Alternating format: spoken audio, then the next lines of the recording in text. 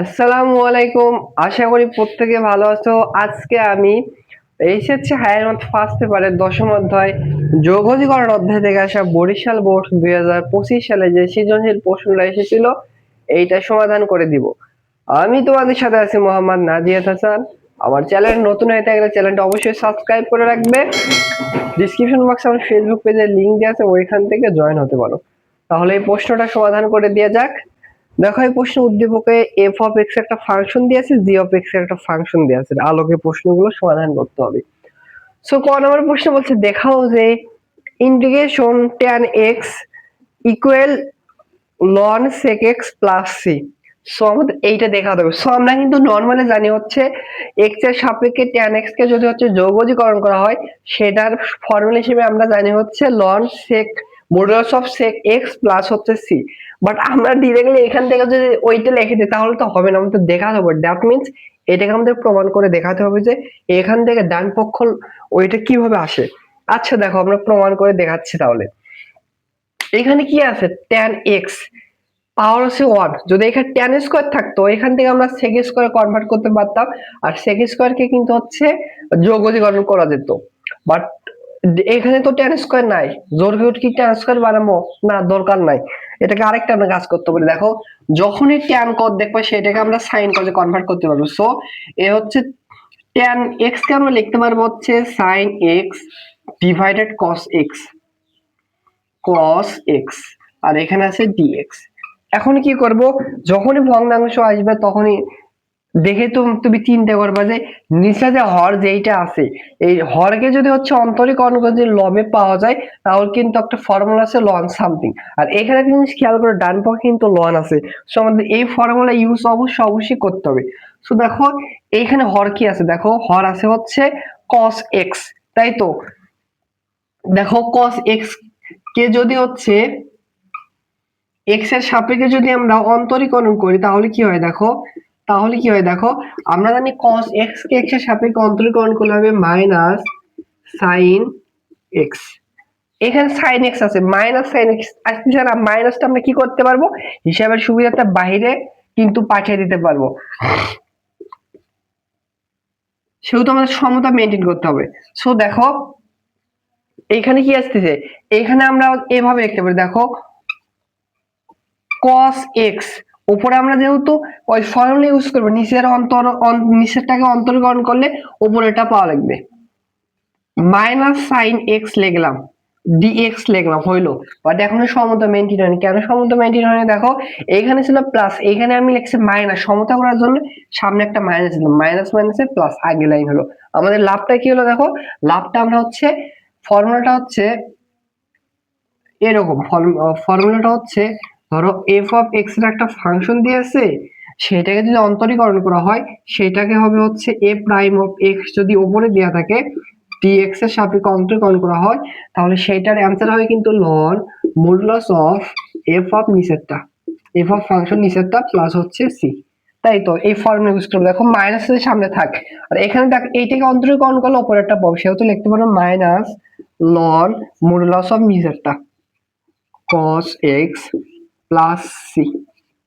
এখন আবার প্রমাণে দিয়ে খেয়াল করো, প্রমাণে দেখো sec আছে, বাট এইখানে কি আছে দেখো তো, এখানে আছে কি cos, আমরা জানি cos এর বিপরীত sec, সেহেতু cos x এর পরিবর্তে আমরা লিখতে পারবো 1 ডিভাইডেড sec x লেখা যায় তো, কারণ প্রমাণের দিকে আমাদের এগোতে হবে, তাই তো। এবার দেখো আমরা কি করতে পারি, দেখো একটা জিনিস খেয়াল করো, ওইখানে কিন্তু sec ডিরেক্টলি আছে 1 ডিভাইডেড আকারে নেই, সেহেতু আমরা দেখো যে কাজটি করতে পারি, দেখো minus loan modulus of sec 1 divided sec x কে লিখতে পারবো sec ইনভার্স x লেখা যায় তো, প্লাস হচ্ছে c। এবার আরেকটা আমরা কাজ করতে পারবো, দেখো লনের ভিতর বা লগের ভিতর যদি পাওয়ার উপরে থাকে সেটাকে আমরা যে হিসাবের সুবিধার্থে সামনে নিয়ে আসতে পারবো। তখন দেখো এখানে আছে মাইনাস, এই মাইনাস ওয়ান সামনে আসলে প্লাস ওয়ান হবে, তাহলে এইখানে দেখবে loan modulus of sec sec x এখানে হবে sec x প্লাস হচ্ছে c। সো এই প্লাস ওয়ান দিলেও যে না দিলেও কথা। সো এইটা আমাদের দেখো ডান পক্ষে প্রমাণ করে দেখাতে বলছে। সো এটা কিছু না, ফর্মুলা হচ্ছে প্রমাণ, এটা ডান পক্ষ। সো লিখবো হচ্ছে দেখানো হলো। আশা করি বুঝতে পেরেছো। এবার খ নাম্বার প্রশ্নটা সমাধান করে দেওয়া যাক। সো খ নাম্বার দেখো, এইটাকে আমাদের এক্স এর সাপেক্ষে ইন্টিগ্রেশন করতে হবে। সো দেখো উদ্দীপকে দেখো এফ অফ এক্স একটা ফাংশন দিয়েছে, জি অফ এক্স একটা ফাংশন দিয়েছে, আর এটার মান বের করতে হবে। সো দেখো এই ফাংশন গুলো একটা মান বসাই।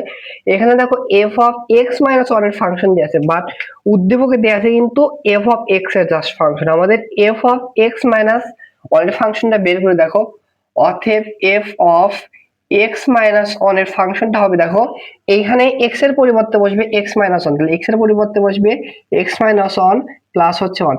তাহলে দেখো এইটা এটা কাজ আছে, তাহলে থাকতেছে এক্স। তাহলে এই ফাংশনের মান আমরা কত পাইলাম দেখো, আমরা এম ফাংশনের মান পাইলাম এক্স ইন্টু হচ্ছে জি অফ এক্স এর ফাংশন ডিরেক্টলি দেয়া আছে e to the power x divided f of x এর ফাংশন কত পাইলাম, ও এফ অফ এক্স এর ফাংশন হচ্ছে দেয়া আছে এক্স প্লাস ওয়ান, এর মধ্যে দেখো হোল স্কয়ার আছে, হোল স্কয়ার দিলাম ডিএক্স। সো এইটাকে আমাদের হচ্ছে যৌগীকরণ করতে হবে। সো এটা কিন্তু একটা অ্যাডমিশন টেস্টে বা হচ্ছে বোর্ড পরীক্ষা পপুলার একটা এমসিকিউ আসে প্রশ্ন। সো দেখো এইটাকে আমরা কিভাবে করতে পারি দেখো, হর যখন মানে ভগ্নাংশ আকার যখনই দেখবা তখনই যে কাজটা করবা, নিচেরটাকে যদি অন্তরীকরণ করে উপরটাকে পাওয়া যায় কিনা ওটা চেক করবা। সো এইটাকে অন্তরীকরণ করলে ডিরেক্টলি আমরা এইটা পাবো না, তাহলে ওই ফর্মুলা ইউজ হবে না। তাহলে কি করবা, যখন আরো দুইটা দুইটা করে জিনিস দেখবা, আমরা আলাদা আলাদা করে পথ লিখবো।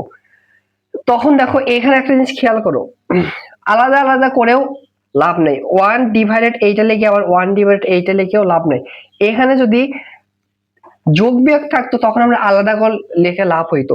এবার দেখো আরেকটা কাজ করবা, যদি তাও যদি না হয় তাহলে যে কাজটা করবা, নিচের হরের মতো উপরে লবকে বানানোর চেষ্টা করবা। বোঝা গেছে? তাহলে আমরা নিচের হরকে উপরের লবের মতো বানানোর চেষ্টা করব। তাহলে দেখো নিচে আছে হচ্ছে এক্স প্লাস হচ্ছে ওয়ান হোল স্কয়ার, আমরা উপরে হচ্ছে এক্স প্লাস ওয়ান বানানোর চেষ্টা করবো। কিভাবে বানাতে পারি দেখো, এখানে এক্স আছে নাই, ভালো তো এখানেও এক্স আছে, সুবিধা। এখানে কি আছে প্লাস ওয়ান, আমরা জোর করে একটা প্লাস ওয়ান দিলাম।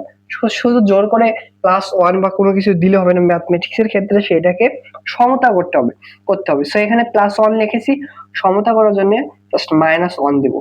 আর এখানে কিন্তু ডিএক্স টা আছে তো, ও আর এটা হচ্ছে গুণ অবস্থায় থাকবে। এবার দেখো আমাদের লাভটা কি হলো দেখো, আমরা এইটাকে নিচে একবার এটা লিখবো, এটাকে নিচে এটা লিখবো, তাহলে আমাদের লাভ কি হয় একটু পরে বুঝতে পারিবা। তাহলে এখানে দেখো হচ্ছে আমরা প্রথমে x প্লাস ওয়ান এইটাকে নিব, এটা সেকেন্ড ব্র্যাকেট হবে। তাহলে দেখো x প্লাস ওয়ান এইটাকে নিচে আমরা একবার এইটা লিখবো x plus one whole square. এর মধ্যে দেখো এখানে কি আছে মাইনাস ওয়ান, আমরা মাইনাস ওয়ান নিচে এটা আলাদা করে লিখতে পারি x plus one whole square. আর এই ex কিন্তু দুইটার সাথে কিন্তু গুণ অবস্থায় আছে, অনেক সময় এটার সাথে লিখবে ভুল করে, ex টা কিন্তু দুইটার সাথে গুণ অবস্থায় আছে। সো দেখো এখানে কিন্তু এই ম্যাথ দেখে তোমাদের একটা ফর্মুলা পড়ার কথা, মানে ফর্মুলার কথা মনে পড়ে যাওয়ার কথা, কারণ একটা একটা ফাংশন সেটাকে যদি আরেকটা ফাংশন দেয়া থাকে, সেটা যদি ex থাকে, সেটার ফর্মুলা হচ্ছে, আমি যদি এখানে একটু লিখে দিই, আমার লাল মার্কারটা কোথায় গেল,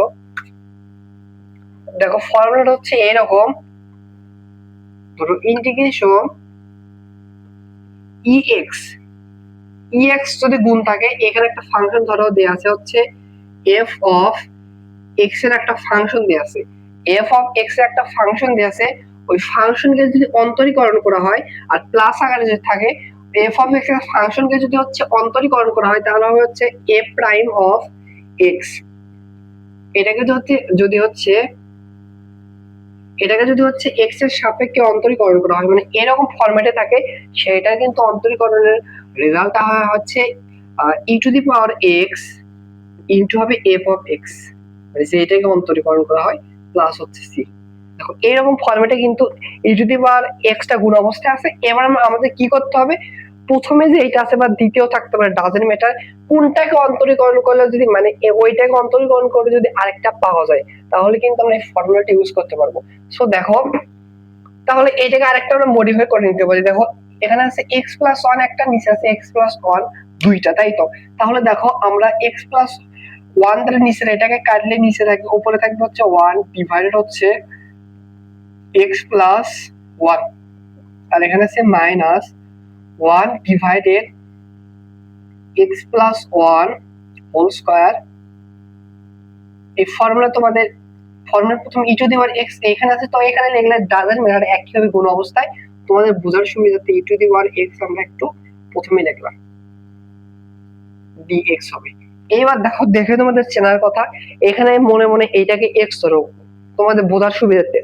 1 ডিভাইডেড এক্স কে যদি অন্তরীকরণ